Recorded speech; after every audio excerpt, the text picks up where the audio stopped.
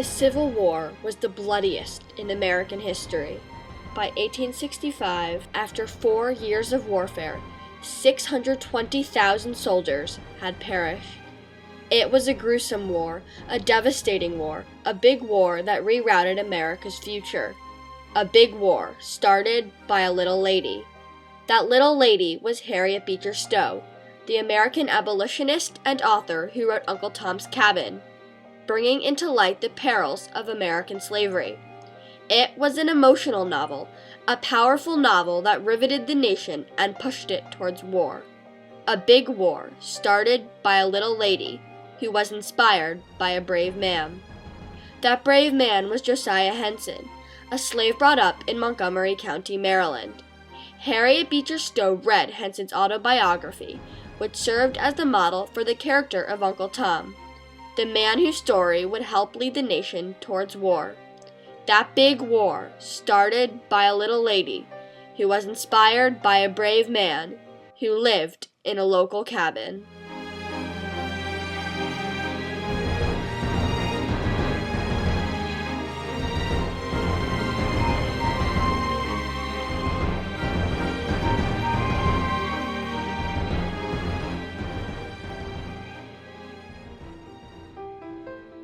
On June 15, 1789, Josiah Henson was born in Charles County, Maryland. Soon thereafter, Isaac Riley, a plantation owner in Montgomery County, bought Henson's mother. Despite her pleas, her son was sold to another man. Josiah soon fell sick, however, and was of no use to his new master. So Henson was sold for no cost to Isaac Riley, the plantation owner who had bought Henson's mother. This little boy, sold for nothing, soon blossomed. Josiah Henson becomes the supervisor for the farm, even though he's still a slave. And we don't think that Isaac Riley really understood agriculture and farming. He was originally a blacksmith, and then maybe relied on Josiah Henson to actually run the farm. On the other hand, Isaac Riley was an unprincipled man whose recklessness drove him into bankruptcy. Riley realized the debt collectors were going to take his slaves, so in February of 1825, Riley hid all of his slaves with his brother Amos in Kentucky. And he trusted Henson so greatly that he decided to send Henson would be the man to take the slaves there. At that time, to get there, they had to, Kentucky's a really far ways away, and they had to take boat and cart, walking, lots of things. But they had to go through Ohio. And this was 1830, and in 1830, if you were in a free state, you were technically free. And Henson went through Ohio, and as he did here, he preached in these small towns and gained a lot of money. And in each town, he kept remembering that basically he was free, and so were these men. But Henson knew he belonged to Riley, and escaping would be stealing and sinning. He knew what he was doing, and he felt that by releasing these slaves, he was stealing, basically. And so he couldn't do that. Wow. He sent the slaves back down to Kentucky into slave territory. Finally able to purchase his freedom, Henson returned to Maryland. Mrs. Riley's brother agreed to give Henson manumission or freedom papers for $450. On March 9, 1829, Henson purchased his freedom and was preparing to leave for Kentucky to fetch his family when Riley offered to take care of the manumission documents. Riley had stolen Henson's liberty papers and had told Henson that he owed $1,000 instead of $450. Stripped of evidence of his freedom, Henson had to work at Amos's farm to make up the money the Rileys insisted he owed. During this time period, Henson became aware of the Rileys' intention to sell him, and decided he needed to escape.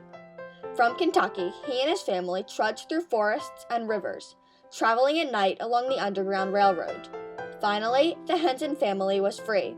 Henson says, "When I got on the Canada side on the morning of the 28th of October, 1830, my first impulse was to throw myself on the ground."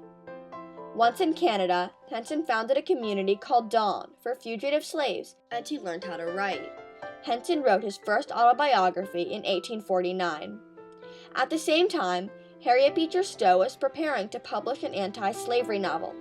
Henson describes being sent for by Stowe, who, quote, was deeply interested in the story of my life and misfortunes, and had me narrated its details to her.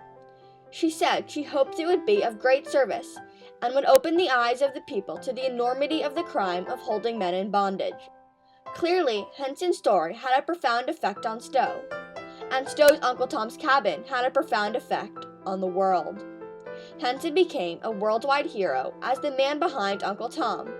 This is evident in the changing of his autobiography's title from The Life of Josiah Henson in 1849 to Uncle Tom's Story of His Life in 1876. This man who went from this poor little sick slave, went to a famous man who had gone to England, spoke with the president, who was a very famous man.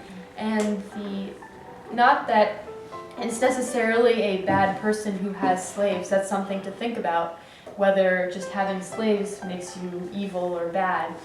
But that this man who'd swindled him out of his money, there was nothing, no one thinks of Riley, no one knows of Riley, but of Henson, just for being a moral and strong man, he became this person. The property this hero called home, situated in Montgomery County, Maryland, about 12 miles from Washington and 4 from Rockville, as described by Henson in his 1881 narrative, was built and owned by William Collier in the 1700s. In 1797, ownership of the property was transferred to George Riley. When George Riley died in 1815, his younger brother, Isaac, continued to operate the farm. During the 1860s, Confederate troops camped on the property. In 1926, it was purchased by the Lux family, which established the still existing Lux Manor community. In 1936, the land was sold yet again to the Bolton family, which is credited with a major colonial revival renovation. By this point, the slave quarters in which Henson lived were no longer in use and had likely been torn down, so it was the Rileys' main house that was of interest. However, Uncle Tom was raised on the property, so the Montgomery County Department of Parks bought the land in 2006 and began archaeological research at the site. Through excavations, archaeologists have been trying to find hints of Josiah Henson's life, especially of the slave quarters in which he lived. So what we would hope to find would either be a stain from the bottom row of logs or pillars or posts at the corners. No indications of cabins have been discovered, but various historic artifacts have been unearthed. As archaeologists push forward in their quest to find the slave quarters, they will encounter major roadblocks. When we started excavating, in comparison to the other parts of the property, it's nice and flat and open. And we weren't interested necessarily in excavating around the house, but in trying to find the outbuildings. And so you can see that we're really confined by what we can excavate. And if this is a 260-acre farm, the barn, the shed, the slave quarters, the meat house, everything else, the privies, are not going to be right here. Despite these challenges, archaeologists and historians have made it their mission to uncover reminders of Josiah Henson's life. As you walk through the Riley house and grounds today, you are literally walking in the footsteps of Josiah Henson and Uncle Tom. Today, my neighborhood might lie atop the lands Josiah Henson once farmed. If the Riley plantation was 260 acres, and I live 2 miles from the property, my home was once Uncle Tom's home.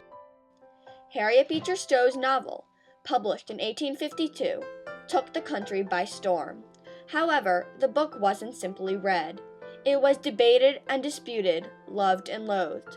Uncle Tom's Cabin captured the imagination of America, motivating citizens to join the abolitionist movement, which ultimately led to the Civil War. So, in a sense, Uncle Tom's Cabin did cause the Civil War. Abraham Lincoln agreed. Upon meeting Stowe, he said, "So this is the little lady who made this big war." And there is no doubt that Josiah Henson is the man who inspired that little lady. Stowe published The Key to Uncle Tom's Cabin, a book of evidence supporting the novel. The key quotes, a last instance parallel with that of Uncle Tom, is to be found in the published memoirs of the Venerable Josiah Henson. An obvious example lies in both Henson's and Uncle Tom's escorting slaves north and giving up a chance at freedom. The parallels between Josiah Henson and Uncle Tom cannot be refuted. What connect them most, however, are not single events in their lives or the cabins in which they lived. Each faced unthinkable challenges, but with perseverance and dignity, they navigated the brutal waters of slavery and left their mark on the world. I have been called Uncle Tom, Josiah Henson wrote in his narrative, and I feel proud of the title. If my humble words in any way inspired that gifted lady to write such a plaintive story that the whole community has been touched with pity for the sufferings of the poor slave, I have not lived in vain, for I believe that her book was the beginning of the glorious end. Josiah Henson, you have not lived in vain. Uncle Tom's Cabin was the beginning of something glorious, but it was not an end. It was the beginning, of a new world in which all men are equal. I have a dream today. Will one day live in a nation where All dreams are within reach.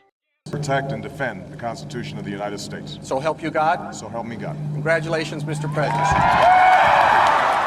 And anything is possible.